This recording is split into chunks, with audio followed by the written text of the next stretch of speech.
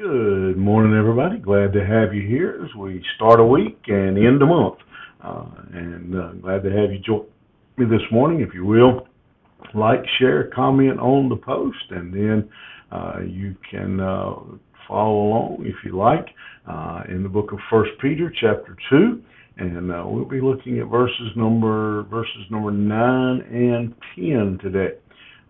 He writes here, "But you are a chosen race, a royal priesthood, a holy nation, a people for his own possession, that you may proclaim the excellencies of him who called you out of darkness into his marvelous light. Once you were not a people, but now you are God's people. Once you had not received mercy, but now you have received mercy."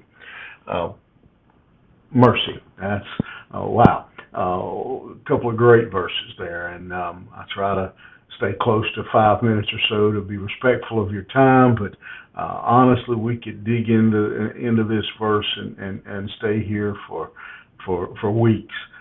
This verse is so loaded with positive, powerful encouragement and reinforcement, challenge for the believers. Peter describes believers in a number of ways, beginning with the royal priesthood that through Christ we have access to God. We don't need a high priest anymore.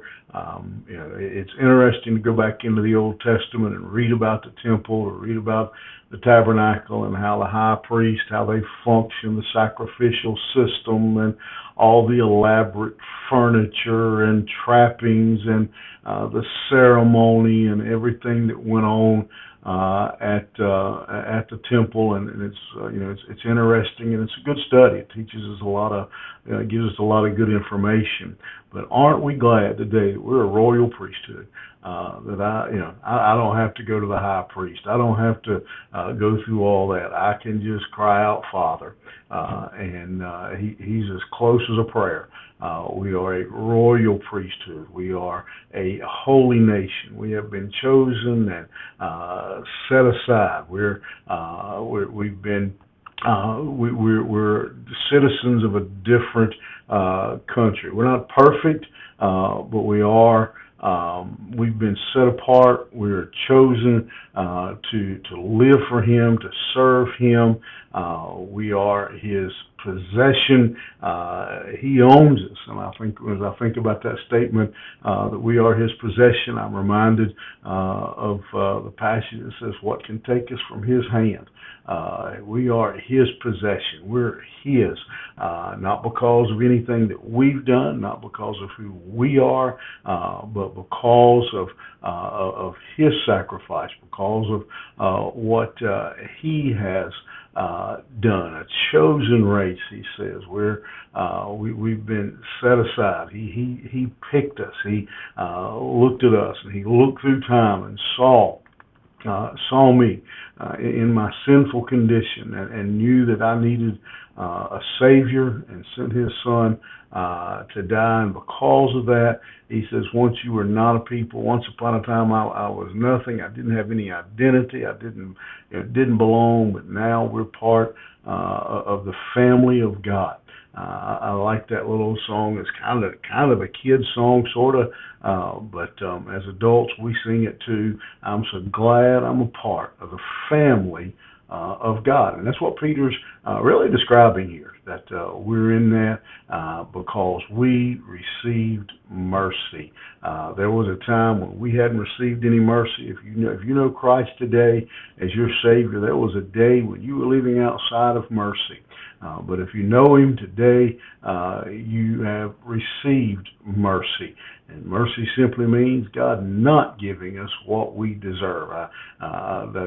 Grace is God giving us what we don't deserve. Mercy is God not giving us what we do deserve. And Peter reminds us that as believers, we are a special people. We're special to God. God, again, has set us aside. And He tells us here, let's not get so caught up in the the wonderful thought of being chosen, of being a holy nation, being set aside by God. But he says here in this, at the end of verse 9, why did he do all that? That we might proclaim the excellencies of him who called us from darkness into marvelous light. He didn't just make us a chosen race and a royal priesthood so we could strut around in our royal robe and our crown. He made these things of us. He did these things for us. He chose us so that we can share the good news of the gospel with those who are still living in the darkness and who need to be part, who need to be led into this wonderful family. You remember that today. Don't get so caught up. Somebody has said we shouldn't be so heavenly minded. We're no earthly good. It's great to be part of the chosen race and a royal priesthood and a holy nation, a people for God's possession. But he does all that for us so that we can tell others of the good news of Jesus Christ. You remember that today. Have a good one. We'll see you here tomorrow morning.